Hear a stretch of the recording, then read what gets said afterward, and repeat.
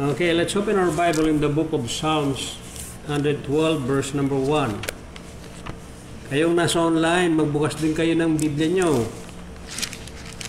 Okay, Psalms 112 verse number 1. Okay. Andiyan po ba kayo, kapatid? Follow me as I read. Praise ye the Lord. Okay. Blessed is the man that feareth the Lord, that delighteth greatly in His commandments. Pag sinabing blessed, kapatid, ilang beses ko na hong pinapaliwanag ito sa inyo, meron siyang tatlong kahulugan sa Bible. Ang unang kahulugan niya, pag sinabing blessed means pinagpala ka. Hindi na niya. Pangalawa, base po sa buhay ni Mary. Mary, ina ni Jesus.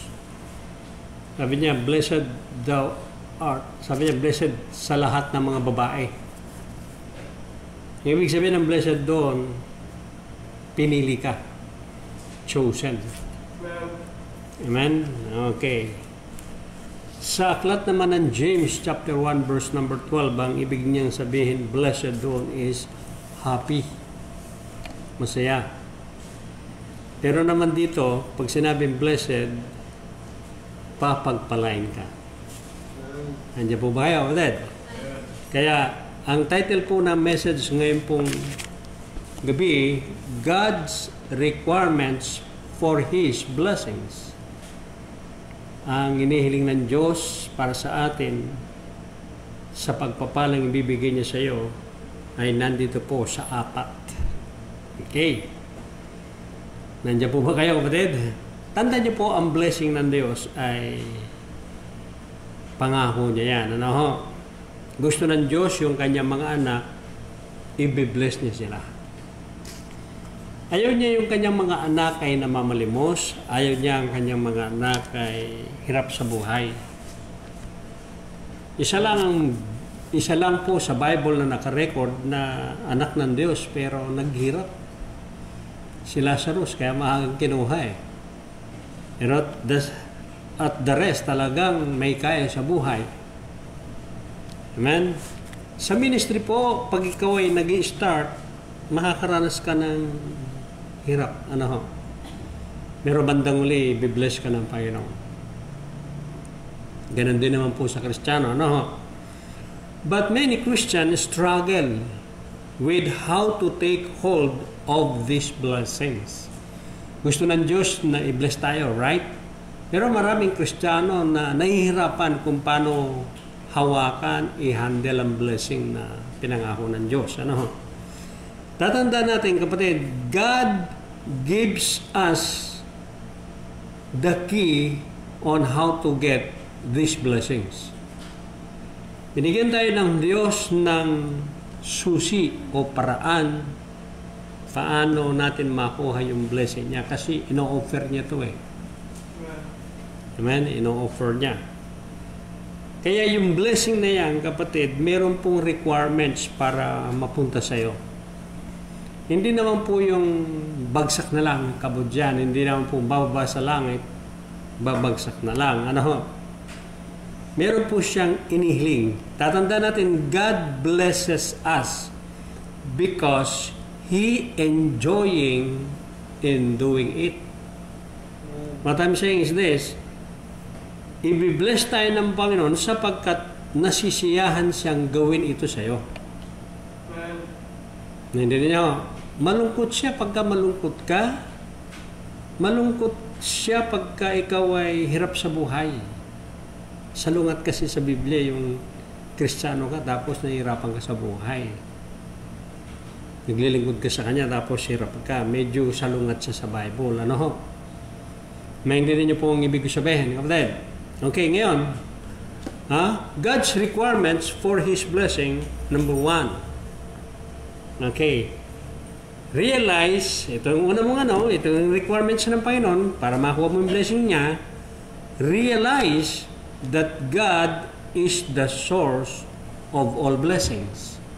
Yan po muna yung dapat mong intindihin, unawain na ang Diyos, siya ang pinagmumulahan ng lahat ng pagpapala. Yan ho yan, realize that God is the source of all blessings. Nag-get niyo po, Fred? Okay. Tingnan natin po sa James chapter 1, verse number 17. Okay. Santiago, Kapitulo 1, talatang 17. Every good gift and every perfect gift is from above, commanded down from the fathers of light, with whom is no variableness, neither shadow of turning. Pero mo yung blessing ng Diyos, pag ibinigay niya, walang balikan bubuhos niya sa'yo. Nga lang pag mahirap mo, ikaw ba'y naghihintay pa ng pagpapala hanggang ngayon? Pag hindi mo pa, di pa nakakarating yung blessing na yan, you should evaluate yourself. Kailangan mong saliksikin ang sarili mo. Tatanda natin, lahat ng mabuting kaloob, at ang lahat ng perpektong kaloob, galing yan sa Diyos. Yan ang dapat mong unawain. Maliit man yan, malaki man yan. Pag ibinigay yan ang paggaling yan sa mabuti, lagi mong tatandaan, galing yan sa Diyos. Hindi niyo? Basta galing yan sa mabuti. 20 pesos man lang yan, pinakamababa, 20 pesos man lang yan, 1,000 man yan, o magkano man. I-realize mo yan, galing mismo yan sa Diyos. Good gift yan Perfect gift yan. Pag sinabing perfect gift, galing sa perfect man.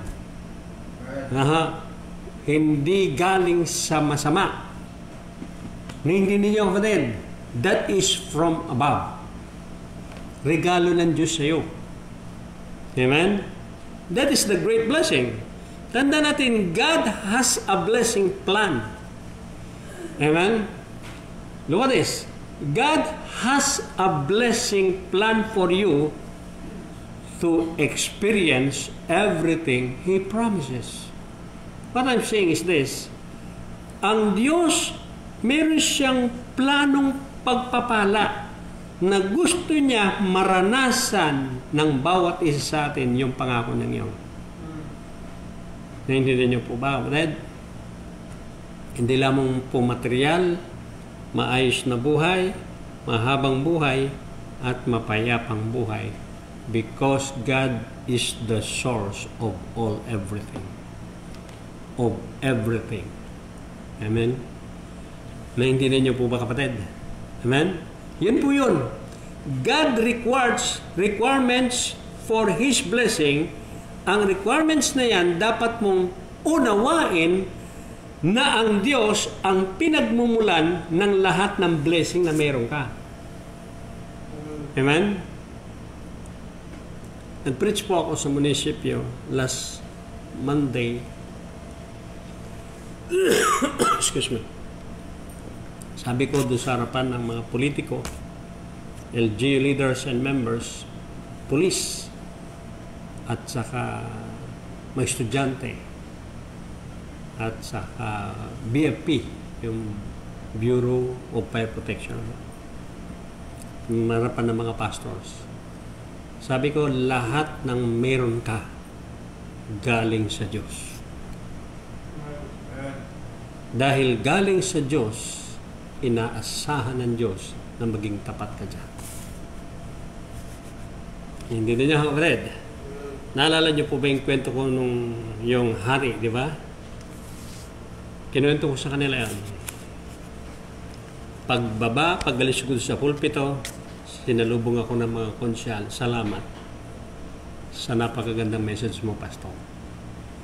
I-apply po natin, sabi ko sa kanila. Okay? Yan kapatid, yan po ang dapat mong unawain. Ano man ang meron ka, galing sa Diyos. Maliit man, malaki man. Hindi mo man gusto, basta perfect gift from above yan. Kaya hindi pwedeng hindi ka magpapasalamat eh. Pag mabuting tao ang nagbigay sa iyo, kahit konti, hindi ka man nasiyahan, matuto kang magpasalamat dahil galing yan sa Diyos. Good gift, perfect gift, tatandaan mo, galing mismo yan sa Diyos. Hindi niyo ibig sabihin. Okay, that is God's blessings. Amen? Maliit man yan, malaki man yan, blessing ng Diyos yan. Okay. Number 2, God's requirements for His blessing. Number 2, realize that the choice to be blessed is yours. Amen? Ulitin ko. Realize that the choice to be blessed is yours. Tagalog, dapat mong maunawaan ang pagpili para pagpalain ka, ikaw. Nasa sa'yo yan. Amen? Okay. Deuteronomy chapter 30 verse number 19. Nandyan po ba kayo, kapatid? Okay. Naayos ko yung aking paliwanag kasi mayroong pastor na ibang reliyon na sumusubaybay sa akin sa ating programa na to. Pinapaabot niya po yung pasasalamat dahil nabibless siya, kinukuha niya yung aking turo. Hindi ko na sasabihin kung anong reliyon. Basta pinapaabot niya yung pasasalamat. Okay. Deuteronomy chapter 30 verse number 19.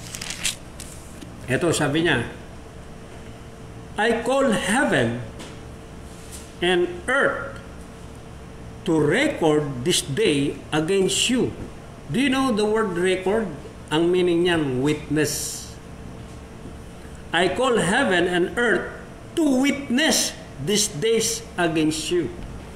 Amen? That I have set before you life and death. Tapos, blessing and cursing. Therefore, choose life, that both thou and thy seed may live. Pag pinili mo ang buhay, ikaw, pati yung angkan mo, mabubuhay. Yan ang ibig sabihin niyan. Amen? Realize that the choice to be blessed is yours. Yan ang ibig sabihin niyan. Ibig sabihin, God tells us in this verse that He has called heaven and earth as a witness and set two choices. Naglagay ang Panginoon ng two choices. Sa harapan natin, blessing or cursing. Mili ka din eh. Tapos, life and that. Huh? If you choose life, you will be blessed and you will believe or you will live. Nagigit nyo ibig sabihin? Pag pinili mong buhay mo, i-bless ka, mabubuhay ka. So, ang requirements, bakit life ang pinili mo? Nagiging masunurin ka. Amen? Naintindihan nyo po ba, kapatid? Kasi, verse 18, tingnan niyo po, malinaw dito, malinaw. I denounce. Pag sinabing denounce, di ba sa Tagalog denounce yung ibunyag? Okay. I denounce unto you this day that ye shall surely perish. Ibubunyag ko yan sa araw na to. Sigurado kayong mapapahamak. That ye shall not prolong your days upon the land whither thou passest over Jordan to go to possess it. Yan, sinabi ng Panginoon sa mga Israelites. Bubunyag ko, sabi niya, kayo'y mapapahamak, sabi niya, hindi hahaba ang mga araw nyo sa lupain. Dadaan kayo sa ilog ng Jordan para kunin ang promised land. Tatawagin ko yung langit at lupa para maging saksi laban sa inyo. Maglalagay ako ng pagpipilian nyo, buhay o kamatayan, blessing or cursing. Kaya kapatid, nasa Israelites na kung anong gusto nilang buhay. Members, ang blessing po ng Panginoon nakadepende kung ano yung pipiliin mo sa buhay. Amen? Masunurin ka ba o hindi? Sabi niya, this day I set you, sabi niya, this day a blessing and a curse. Kung gusto niyong blessing, susunod kayo. Kung gusto niyong cursing, mag-disobey kayo. Kaya, your choice, kapatid, your blessing is, mga kapatid, is yours. Huh? That the choice to be blessed is yours sa atin. Kumbaga kapatid, nasa atin din kung gusto mong i-bless ka ng Panginoon. Gusto mong masunurin ka, i-bless ka. Kung suwail ka, ika-curse ka. Buti na lang, hindi na nagki-curse ang Panginoon. Namamalo na lang. Kaya curse po ang ginamit dito kasi Old Testament eh. Di ba tinurok na sa inyo? Yung curse, bakit curse ang term na ginamit ng Panginoon sa mga suwail? Kasi under law sila. Old Testament, ano? Kaya under grace na tayo ngayon, kaya hindi na curse, chastisement na. Gaya na sinasabi ko sa inyo, gaano kahapdi ng sakit ng curse at saka ng chastisement, parehas lang ang pain yan. Amen? So kapatid, nasa sa atin ngayon maging gusto natin ng blessings. Ha? Sabi niya dito, I set before you two choices. Sabi niya, blessing and cursing, life or death. If we choose life, we will be blessed and we will live. Kaya kapatid, your decision to be blessed is yours. Amen? Ulitin ko. Your decision to be blessed is yours. Your decision to have life is yours. Sabi ng Panginoon pili kayo, buhay o kamatayan. Pag sumunod ka sa Panginoon, of course, buhay. Pag suwail ka, of course, palo, patay. Ganun katindi. Kasi matagos ang ulo nila Naranasan ko po yung dalawang bata dahil nung nag-aaral si Daniel sa Ruth. Doon sila nag-aaral doon sa ang tawag doon sa Tulay na Bato. Sabi ni Ma'am no na ito yung pera nyo. Pag lumakad kayo, may baon kayo. Pag sumakay kayo ng tricycle, ala kayong baon. Ano ang gusto nyo? Lalakad na may baon o sasakay ng tricycle? Walang baon. Kasi limit ang pera Sabi ng dalawa, lalakad na lang. May baon. Amen? Papawisan sila. Kasi mula sa Kaingin, doon kami nakatira noon sa Kaingin. Doon lalakad sila sa Tulay na Bato. Hanggang doon sa ang pangalan ng eskwela na yun. Okay, naranasan nila yun. Kaya gusto nila ng baon, lumakad sila. Gusto nila mag-tricycle, ala silang baon. Amen? Okay, kaya magandang desisyon. Naintindihan, kaya kapatid, the decision to be blessed is yours. Amen? Kaya nakasalalay ang future decision nasa iyo. Para bang gusto mong maging civil engineer, nasa sayo. Mag-aral kang mabuti. Hindi na po pwedeng maging civil engineer ka kung pabanjing-banjing ka lang sa klase. Amen? Gusto mong maging civil engineer, di aral mabuti, study hard. Amen? Kaya, to be engineer is yours. Kaya, the decision to be blessed is yours. That is God's requirements for His blessings. Amen? Nasa yun eh. Kaya sabi niya, I set before thee this day a blessing and a curse. A blessing, sabi niya, if you obey. A curse, if you disobey. Kaya nasa sa iyo yun eh. Kung gusto mong blessing, obey. Gusto mong cursing, obey, disobedience. Magsuway ka. Nasa sa iyo yan eh. Amen? Nandiyan po ba kayo, kapatid?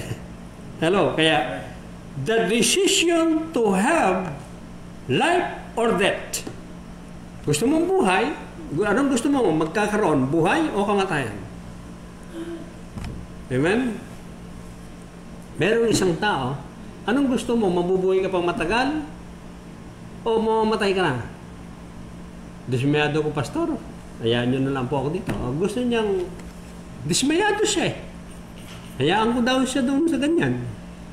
Ayan, hindi nga siya nagtagal, namatay. Bakit? Umaga pa lang, naglalasing na. Hindi rin pumunta dito, pastor, gutom ako. Gutom ka umaga. Pero lasing ka.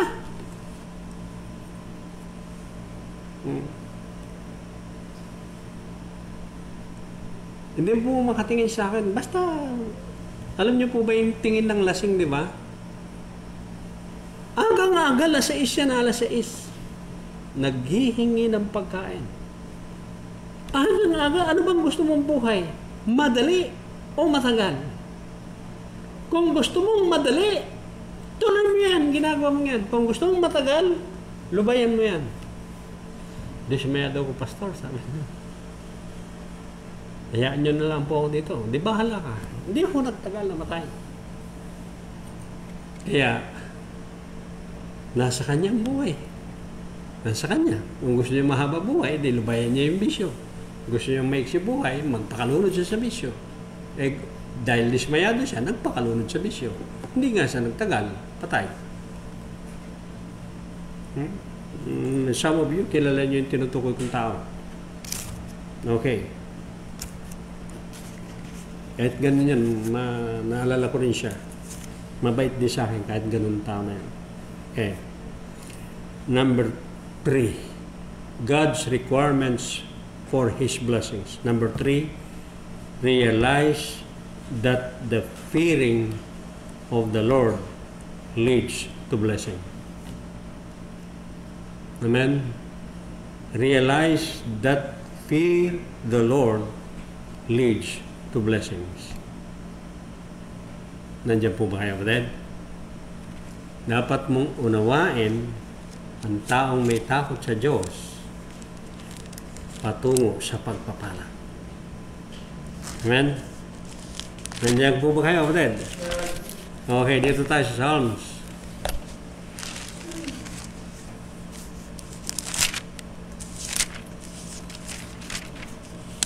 Psalms chapter 112 verse 1. Psalms 112 verse 1, sabi niya, praise ye the Lord, blessed is the man that feareth the Lord. Amen? That delighteth greatly, in His commandments. Amen? Ang number 3, realize that fear the Lord leads to blessing. The more na may takot ka sa Diyos, dahil sa takot na yan, ilileads ka sa pagpapala. Pag sinabing blessed means, according to this verse, means prosperous and favor by God. Do you want God's favor? Yan po yung blessing. Ano ho? Do you want God's favor? Fear the Lord. Amen? Maintindihan niya ha? Favor by God is who fear the Lord. Amen? Do you want God's favor? Eto, dito ka papaboran ng Diyos pag may takot ka sa Kanya. Meron pong tatlo, ano? Pag may takot ka sa Diyos, papaboran ka ng tatlo. Actually, hindi lamang tatlo, madami. Tatlo lang ang bibigay ko sa inyo. Number 1, papaboran ka sa kalusugan mo. Amen?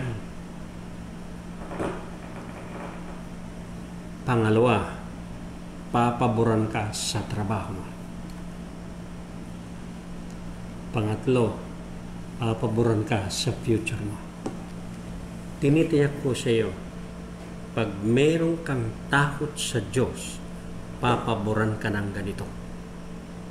Look at your Bible. Deuteronomy chapter 30, verse 16 up to verse number 20. Follow me as I read. Ano? Susundan nyo sa inyong mata while I'm reading these verses. Ano? Okay.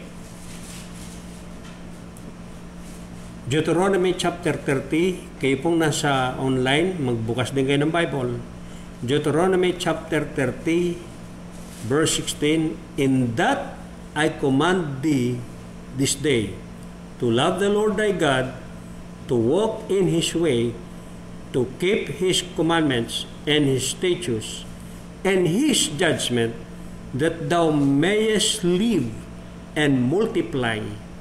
The Lord thy God shall bless thee in the land whither thou goest to possess it. Future po yan. Ano? But, sabi niya, if thine heart turn away so that thou will not hear.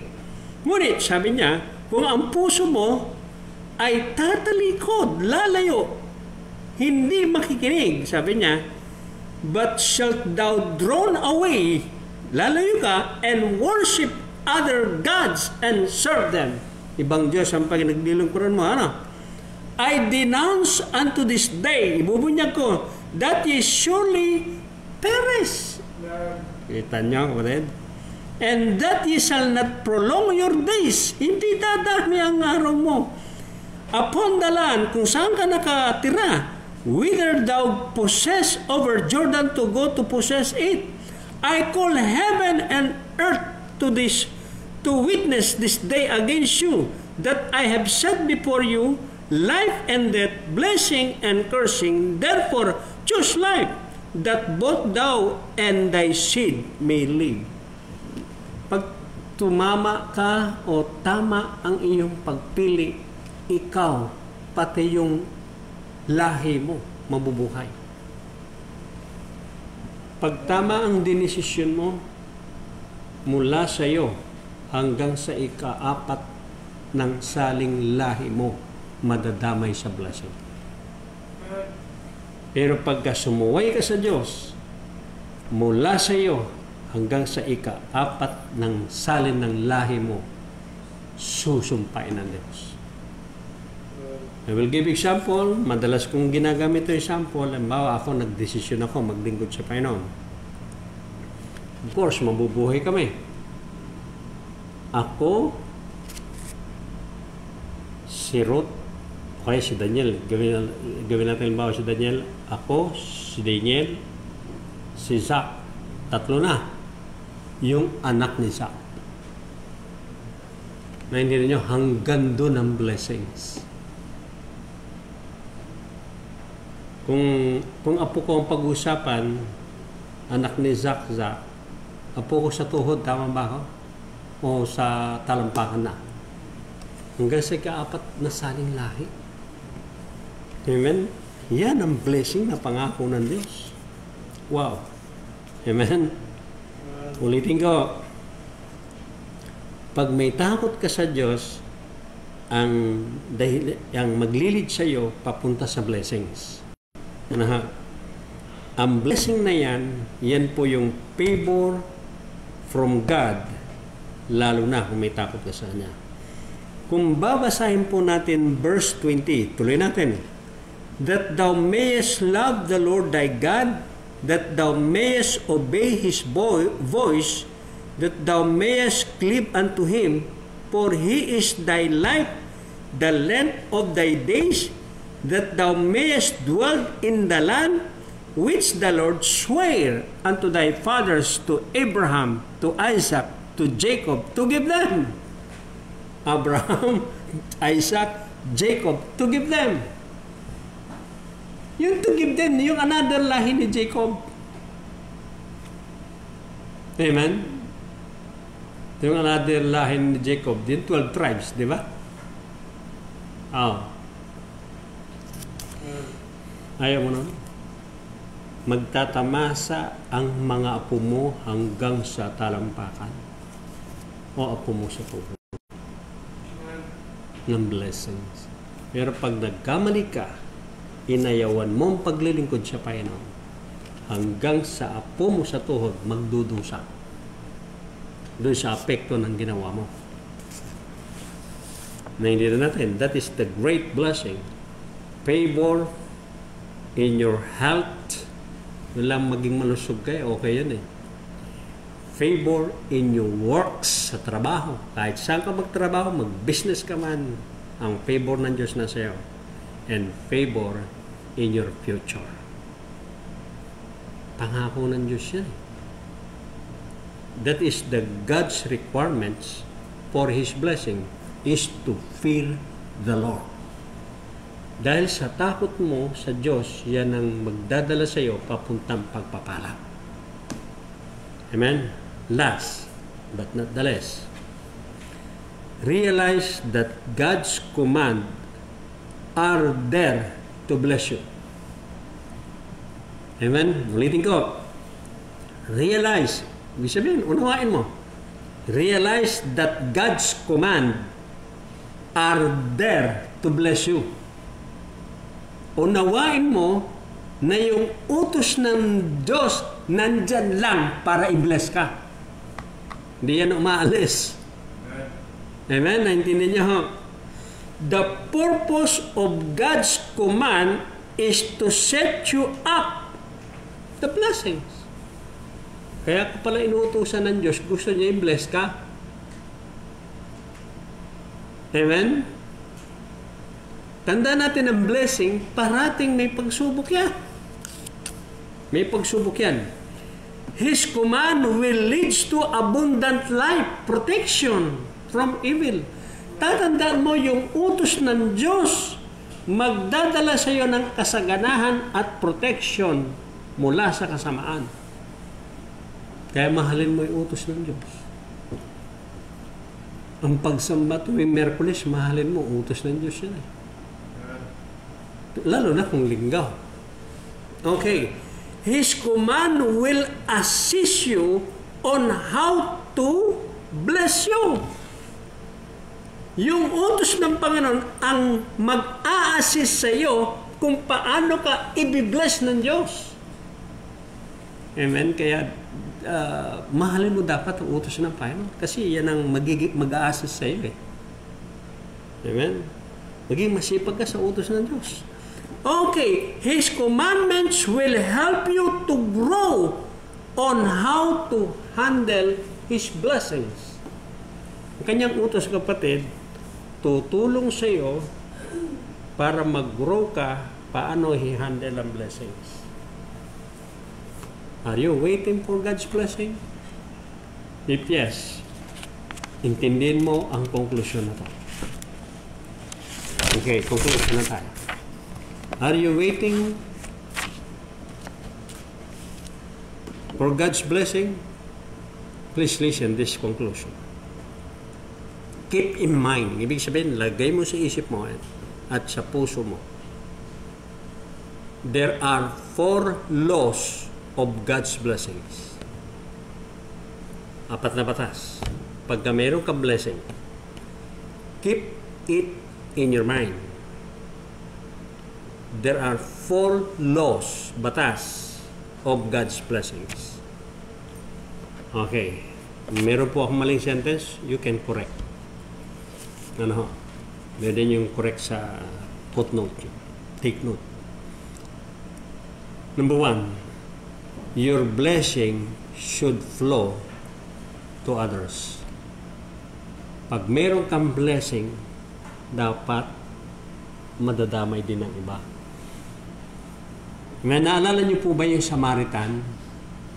Nung Samaritano, nakita niyo yung bugbog sarado na hindi tinulungan ng priest at ng Levite, pero siya tumulong. Kinuha niya yung taong bugbog sarado, tinali yung mga sugat, sinakay doon sa dala niyang hayop, dinala sa ospital o kaya sa klinik.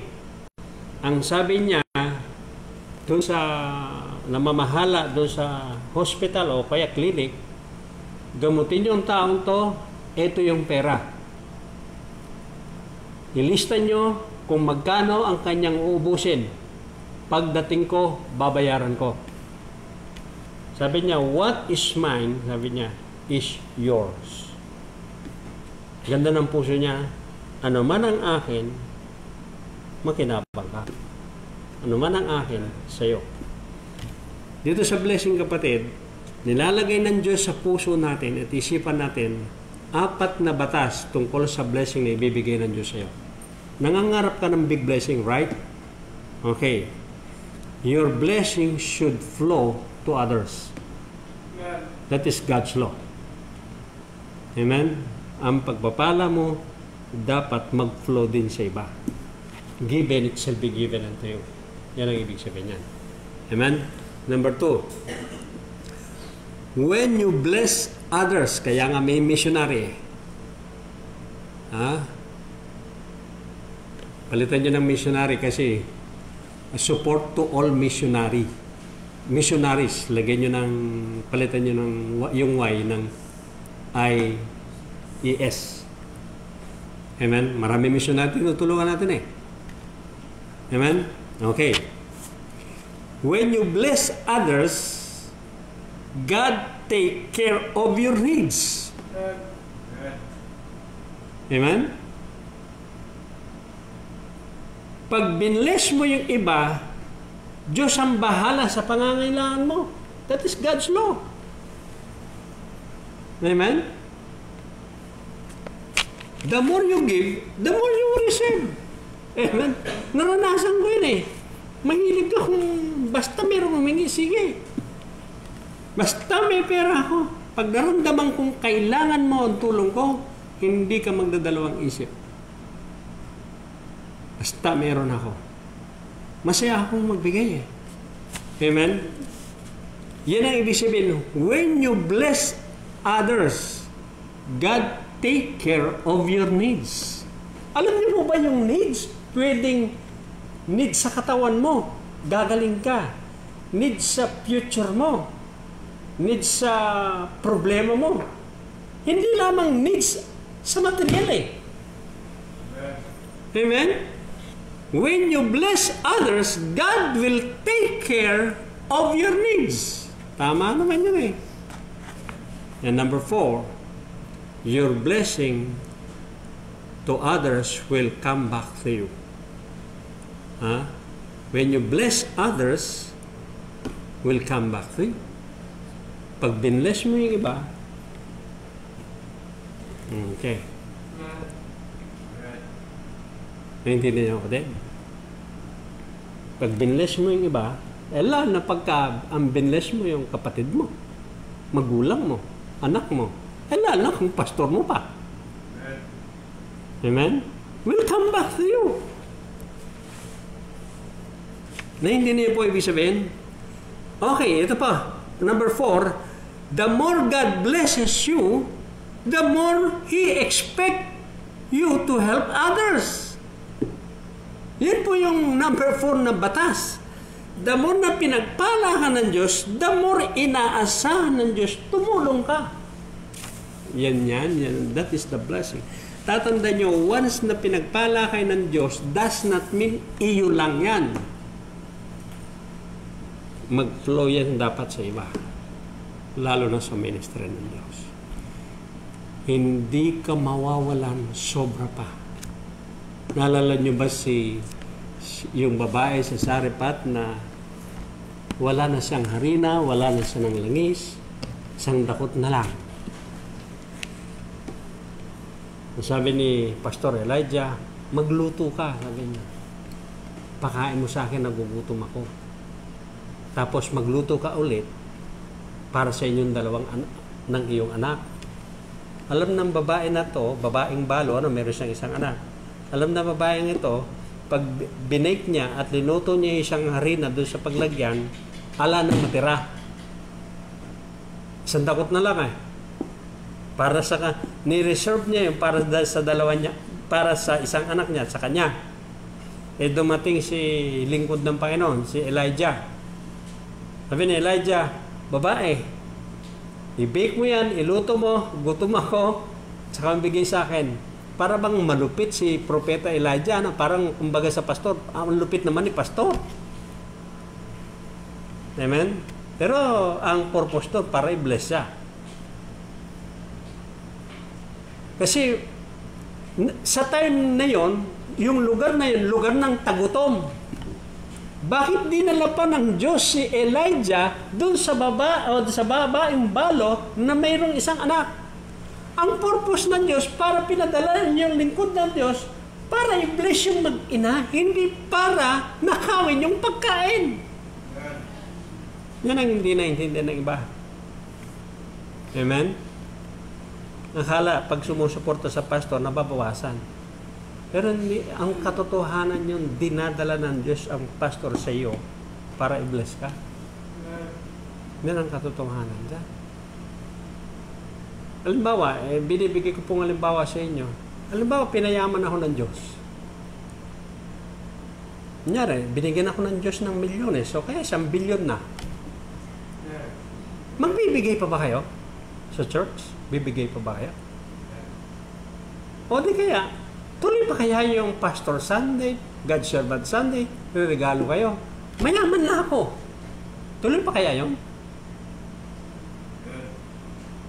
Tuloy nyo kasi Diyos ang pinaglilingkuran nyo.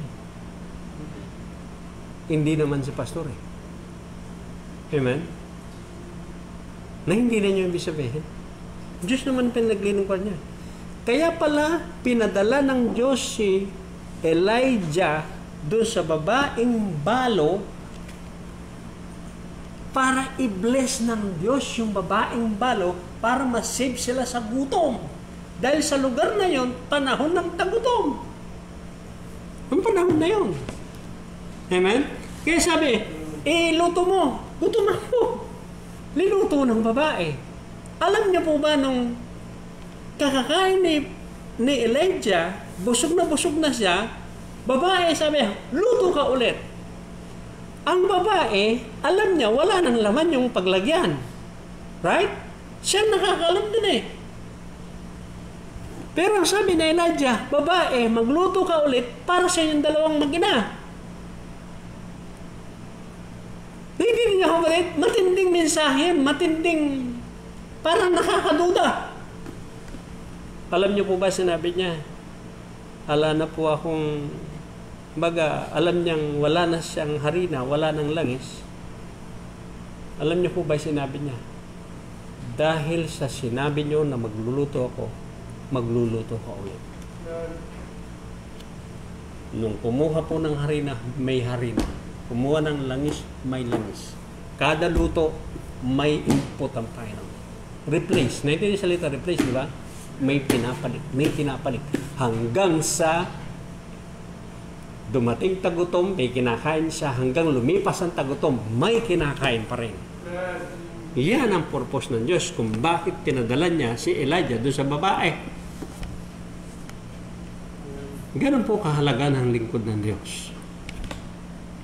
At pakainin mo lang siyang spaghetti. Amen? Naalala ko spaghetti tuloy. Amen? Iyan ang ibig sabihin ng blessing Kaya nga sinasabi ko sa inyo, sakali man, kunyari, pinayaman ako ng Panginoon. Example lang mag-o-offering pa ba kayo? Magta-tithe pa kayo? Yes, sa Diyos kayo naglilingkod Hindi naman sa pastor Yan po yan ang blessings. Amen? Halimbawa, di aircon na, nakarag na to. Ala ka nang hahanapin, kumbaga, everything going well, everything is maayos na. Kasi pangarap kong magkaroon ng ragito eh. Tapos yung sahig dito, kahoy na para tama yung sinabi sa Bible, pag pumunta sa simbahan, mag-ubad ka ng sapatos eh. Amen? Yung naalala niyo ba si Moses sa Panginoon? Sabi ng Panginoon, Moses, hubarin mo yung shoes mo. Bakit po? Sabi ni Moses. Kasi yung inaapahan mo, banal. Yan ang purpose kung bakit palalagyan ko ng ang sahig niyan. Kahoy. Para pagpasok, yung sapatos natin, huhubarin natin, nakamedyas mga tayo. Bakit? Ang inaapahan natin banal. Yan ang reference ko dyan. In the name of that, dream with me. Some of you magiging abogado, some of you magiging doktor, and some of you magiging businessman, and some of you magiging yung anong tawag natin, yung chip ka sa pagluluto. Ha? Anong tawag natin doon? Chef pa? Chef?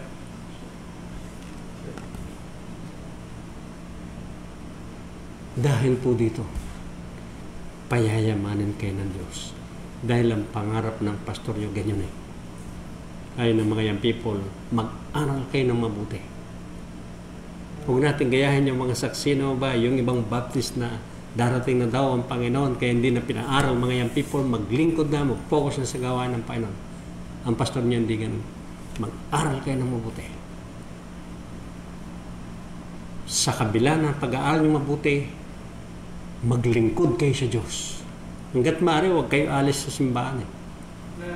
Aral mabuti, lingkod sa Diyos, pamagitan ng simbahan na ito. Tatandaan nyo, ang future nyo, ang Diyos ang magsiset up niya. Naintindihan niyo ibig sabihin. Yan ang blessing na pangako ng Diyos sa buhay natin. Kaya yung requirements na yan, sana hindi nyo makakalimutan. Tumayo tayong lahat. Tayo po'y manalangin. Dakilang Ama, salamat. Kayo pong nasa online, mag-pray din kayo. Sa paglapit po namin ngayon pong gabi, i-bless niyo po kami. Nawa ang salitang amin pong narinig at napag-aralan ay nagsilbing kaliwanagan po sa aming buhay for paano makatanggap ng blessings. Bless niyo po silang lahat, Panginoon. Payamanin niyo po sila para makasuporta sa mga missionaries na nagsusuko ng buhay sa ibang lugar. At sa mga mission na bubuksan namin, Lord, patuloy niyo kami dugtungan ang aming buhay, palusugin niyo pa ang aming katawan, pahabain niyo pa ang buhay namin para makarami kaming ma-produce na mission, Panginoon. Tumawag po kayong mga anak niyo, Panginoon. Gumamit kayo sa kanila. Bless niyo po sila lahat, lalo na po yung mga nag-aaral, bigyan niyo po sila ng wisdom, talino. Yung mga may trabaho, i-promote niyo po sila, palusugin, huwag mong hayaan na magkasakit. At higit sa lahat, Panginoon, huwag mong hayaan na makagawa kami ng kahihiyan sa harapan niyo. Tulungan niyo po kami, dagdagan niyo pa po ang takot po namin sa inyo. Ito po ang aming dalangin sa pangalan ni Jesus. Amen.